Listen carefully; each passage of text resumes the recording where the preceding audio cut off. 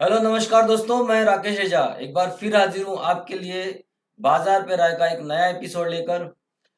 और इस एपिसोड को मैं थोड़ा छोटा करने वाला हूँ। मेरी आप आवाज़ से समझ सकते हैं कि मैं ज़्यादा बात करने की स्थिति में नहीं हूँ। परंतु हमने देखा कि पिछले 2 वीक से मार्केट में काफ़ी मारकाट मची हुई है। दिवाली का भी सीज़न है और लोगों में एक डर है। तो मैंने सोचा कि इस बार कुछ ना कुछ तो बोलना ही चाहिए।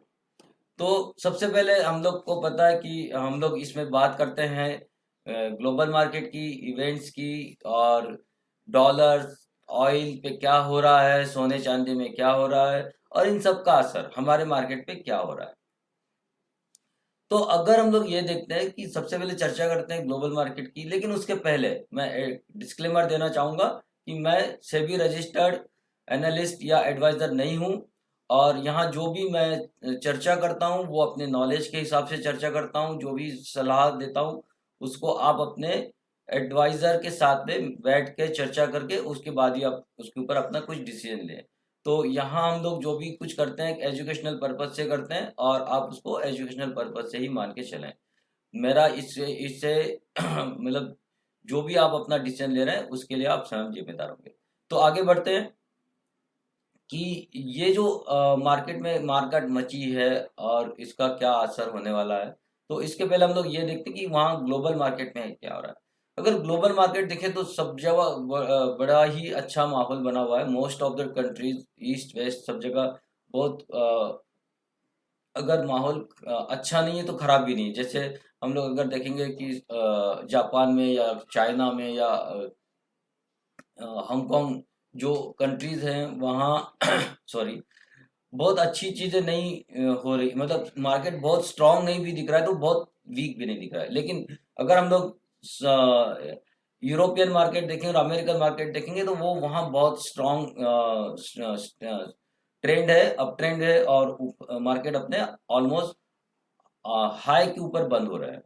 तो ग्लोबल क्यूज बहुत अच्छे हैं। सब जगह जो भी कुछ भी परेशानियां हैं उस पे लोग ये सोच रहे हैं कि इनके ऊपर काबू पाया जा सकता है। तो जो परेशानियां हैं जो हम लोग कई पिछले वीक से देख रहे हैं कि वो एक ही है, महंगाई, और दूसरा है सप्लाई चेन। सप्लाई चेन एक महंगाई का बड़ा कारण बना हुआ है। और अब बढ़ती हुई थोड़ी सी क्रूड की प्राइस, ये एक चिंता का विषय। तो इन चिंताओं पे लोगों ने मतलब इनको फैक्टर इन कर लिया है और इनके साथ में ही रहने का, इसके साथ में भी प्रोग्रेस पे उन्होंने अपना विश्वास जताया, और इसीलिए मार्केट अपने हाई पे चल रहा है। तो इंडिया में क्या प्रॉब्लम है, भारत में क्या प्रॉब्लम है, क्यों मार्केट गिर रहे हैं 2 वीक से? देखिए, ये भी एक तरह से प्रॉफिट बुकिंग है जो मेरा अपना मानना है। और प्रॉफिट बुकिंग के साथ साथ में सॉरी, मेरी तबीयत में थोड़ा सा गले में प्रॉब्लम है।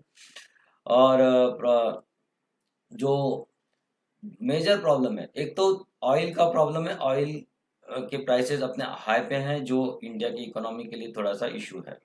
सेकंड चीज, डॉलर भी अपने की डॉलर की प्राइस भी 74 के ऊपर बनी हुई है, जो भी थोड़ा एक इशू है। और तीसरा जो बड़ा इशू है वो कंपनी के रिजल्ट। कंपनी के रिजल्ट्स में अभी हम लोग अगर देखते हैं तो ऐसा नहीं है कि कंपनी के रिजल्ट खराब आ रहे हैं, लेकिन कंपनी के प्रॉफिट मार्जिन में फर्क पड़ा है। अब ये प्रॉफिट मार्जिन पे फर्क इसलिए पड़ रहा है क्योंकि अगर हम लोग कंपेयर करेंगे पिछले क्वार्टर में, तो अब जो एक महंगाई का वो जो वजह है, जो हम लोग देखेंगे मेटल की प्राइसेस बढ़ गई हैं, ऑयल की प्राइसेस बढ़ गई हैं, और इसके वजह से कंपनी के प्रॉफिट मार्जिन में फर्क आ रहा है। तो वो तो आएगा, वो रहेगा थोड़े दिनों बाद। इसके हम लोग देखेंगे कि थर्ड क्वार्टर और कैसा रहता है। पर फिलहाल उसके वजह से भी मार्केट में कुछ नरमी आई है। लेकिन मुझे ऐसा लगता है कि इस यहाँ से मार्केट वापस से मतलब अब अपना अप ट्रेंड रिज्यूम करना चाहिए। जो कुछ मार्केट होना थी मेरे हिसाब से हो चुकी है, और यहाँ से फिर हम लोग एक अप ट्रेंड देखेंगे। अगर थोड़ा बहुत नीचे भी आता है तो आप फिर this is a buying opportunity. अभी मार्केट नीचे गिरने की कोई वजह नहीं मुझे नज़र आ रही है, और यहाँ से मार्केट ऊपर जाना चाहिए। तो चलो चलो देखते हैं कि मार्केट में, ग्लोबल मार्केट में क्या हो रहा है। हम लोग उसको चार्ट पे समझने की कोशिश करते हैं। तो देखते हैं कि चार्ट में क्या दिख रहा है। नैस्डैक अपने ऑल टाइम हाई पे बंद हुआ है। डाउ जोन्स भी अपने ऑल टाइम हाई पे फर्स्ट टाइम क्लोज हुआ है। उसके बाद में यूके भी अपने ऑल टाइम हाई के आसपास है। डैक्स इज ऑल सेम स्टोरी। निकाय ने भी एक अच्छी रिकवरी दी है पिछले 2 हफ्ते में। हांगकांग के बाजार में भी निचले तौर पे से एक पिछले हफ्ते अगर छोड़ दिया जाए तो हम लोग देख रहे हैं कि अब एक अच्छी रिकवरी मोड में है। और same as a Shanghai sideways movement चल रहा है, ऊपर नीचे ऊपर नीचे। तो अगर हम लोग वर्ल्ड मार्केट को, ग्लोबल मार्केट को देखें तो ज्यादातर हम लोग देखेंगे कि चीजें पॉजिटिव ही है। अगर हम लोग डॉलर को देखें तो डॉलर में भी पिछले हफ्ते एक साइडवेज मूवमेंट ही रहा है और ये मूवमेंट मुझे अभी भी साइडवेज होते हुए दिखता है। और ये जो लेवल्स मैंने यहाँ दिए हुए हैं वो अभी भी मेरे लिए कायम है। तो मैं, अगर मुझे डॉलर में कुछ करना है तो 75 के ऊपर मैं बेसिकली 75 के ऊपर ही बाय करूंगा। एक शॉर्ट 75-19 और 75-38 लेवल्स के लिए। और अगर मुझे शॉर्ट करना है तो 74-67 के नीचे शॉर्ट करूंगा, एक स्मॉल 74 रुपीज के लिए। तो एक साइडवेज मूवमेंट मैं डॉलर में भी देख रहा हूँ। क्रूड में अगर हम लोग देखें तो क्रूड में भी एक साइडवेज मूवमेंट है पिछले 2 वीक से। और क्रूड के लिए भी मेरी जो स्टोरी है वो यही है कि मैं अभी भी जो लेवल्स मैंने 2 वीक के लिए दिए थे, सॉरी लास्ट वीक दिए थे, वो लेवल्स मेरे अभी भी कायम है। सॉरी। तो बाय मुझे करना है अभी जहाँ है 6264 के ऊपर मुझे बाय करना है 6314 और 6421 के लिए। और नीचे मैं शॉर्ट करूँगा 6073 के नीचे शॉर्ट करूँगा 5987 और 5901 लेवल के लिए। तो कोई बहुत बड़ी उठापटक क्रूड में भी नहीं होने जा रही है। सिल्वर को हम लोग देखते हैं तो सिल्वर में एक रैली जरूर आई थी पिछले हफ्ते, लेकिन उस रैली को इस वीक में यहाँ कोई खास मूवमेंट हुई नहीं है। और मार्केट चूंकि अपसाइड दिख रहे तो सिल्वर में एक वापस से साइडवेज मूवमेंट ही यहाँ हमको देखने को मिलेगी। तो सिल्वर में फिलहाल मेरा ट्रेड का कोई बड़ा ये नहीं है। अगर आपको ट्रेड करना है तो शॉर्ट साइड में ही हम लोग रहेंगे और 62673 इस लेवल तक के लिए। अब ट्रेंड मुझे यहाँ फिलहाल कोई नज़र नहीं आ रहा है। साइडवेज मूवमेंट हो सकता है 66842 का अपर लेवल के लिए। अगर किसी को करना है तो अपसाइड में मेरे लिए ये लेवल है और डाउन साइड में मेरे लिए ये लेवल्स हैं। फिलहाल ऊपर के लेवल मुझे नज़र नहीं आते हैं तो इसलिए इसको मैं डिलीट करता हूँ। गोल्ड में भी अगर हम लोग देखेंगे तो जो लेवल्स हैं वो वहीं के वहीं हैं। हम लोग ने देखा पिछले वीक में जो फर्स्ट लेवल के आसपास प्राइस गई, वहाँ से वापस नीचे आ गई और फिर हम लोग उसी नो ट्रेड जोन में हैं और ये जो लेवल्स हैं वो कायम है। अगर मार्केट ऊपर चढ़ता है तो गोल्ड के ऊपर चढ़ने के चांसेस कम हैं और इसीलिए चूंकि मार्केट स्ट्रॉन्ग है, ग्लोबल मार्केट स्ट्रॉन्ग है, तो प्राइस मुझे नीचे की ओर आते हुए दिखाई देंगी, ऐसा मेरा अपना मानना है। निफ्टी को हम लोग अगर देखते हैं तो निफ्टी ने बेसिकली पिछले वीक में भी काफ़ी मतलब उठापटक की है, नीचे की ओर ही स्ट्रांगली आया हुआ है। लेकिन अब मुझे यहाँ जो दिख रहा है वो ये है कि अब यहाँ से डाउन साइड ऑलमोस्ट ब्लॉक है। अगर हम लोग इसको वीकली सॉरी आर्ली चार्ट में देखते हैं तो यहाँ से डाउन जो एक लेवल है ये स्ट्रॉन्ग सपोर्ट लेवल है। यहाँ हम लोग देखेंगे एक बार, दो बार, तीन बार, यहाँ से प्राइस नीचे नहीं जा रही, तो ये स्ट्रॉन्ग सपोर्ट लेवल है। तो यहीं से मुझे प्राइस ऊपर बढ़ते हुए दिखती है और हम लोग वापस से यहाँ से 17,964 और 18,353 ये दो लेवल्स को अगले वीक में अचीव होते हुए देख सकते हैं। क्योंकि अगला वीक छोटा है, एक्सपायरी जल्दी है, लेकिन दिवाली मुहूर्त तक हम हो सकता है इस लेवल को आते हुए देख सकते हैं। नीचे अगर आता भी है तो भी ये बाइंग अपॉर्चुनिटी होगी।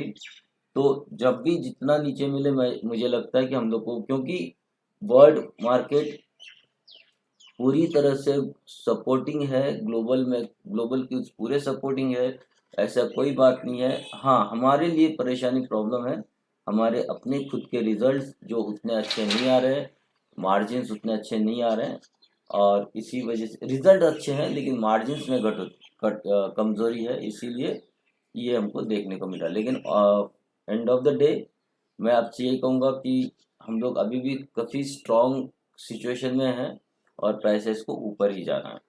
I am still bullish on market.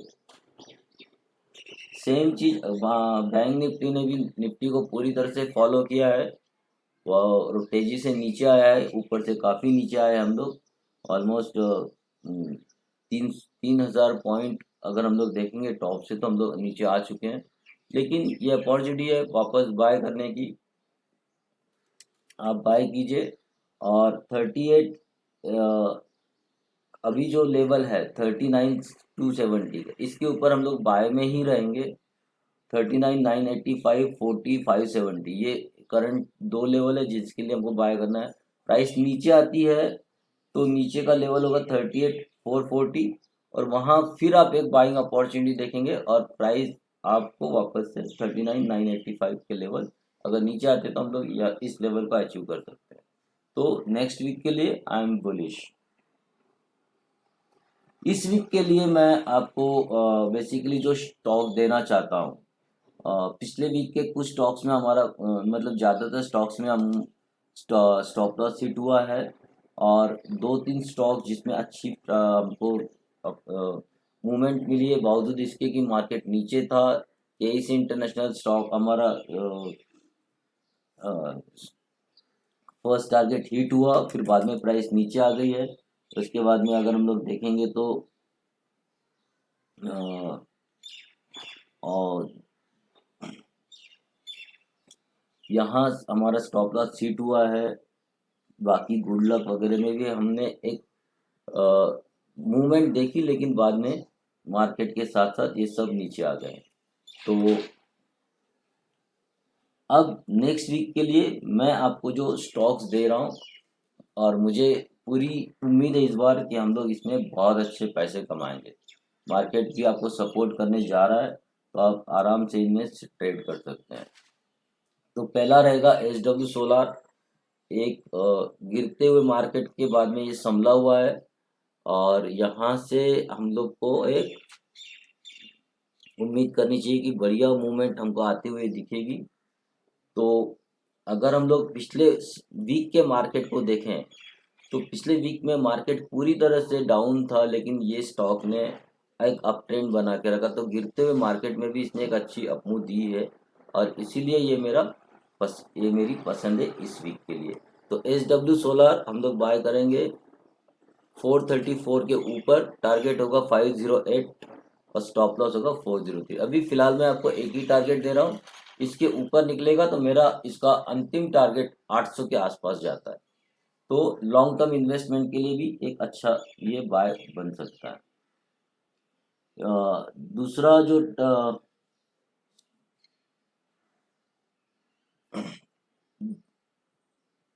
दूसरा जो स्टॉक है जो आपके लिए मैं लेकर आया हूँ वो है एमटार।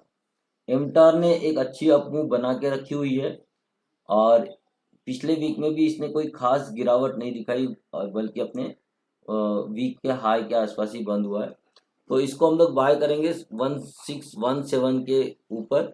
टारगेट होगा 1810, स्टॉप लॉस होगा 1508। उसके बाद में नेक्स्ट है आपके लिए मिंडा इंडस्ट्रीज। मिंडा इंडस्ट्रीज ने भी अगर देखेंगे तो देखिए गिरते हुए मार्केट में अपनी पोजीशन को बनाए रखा है, और फ्राइडे इसने एक अच्छी मूवमेंट दी है, अप ट्रेंड दिया है।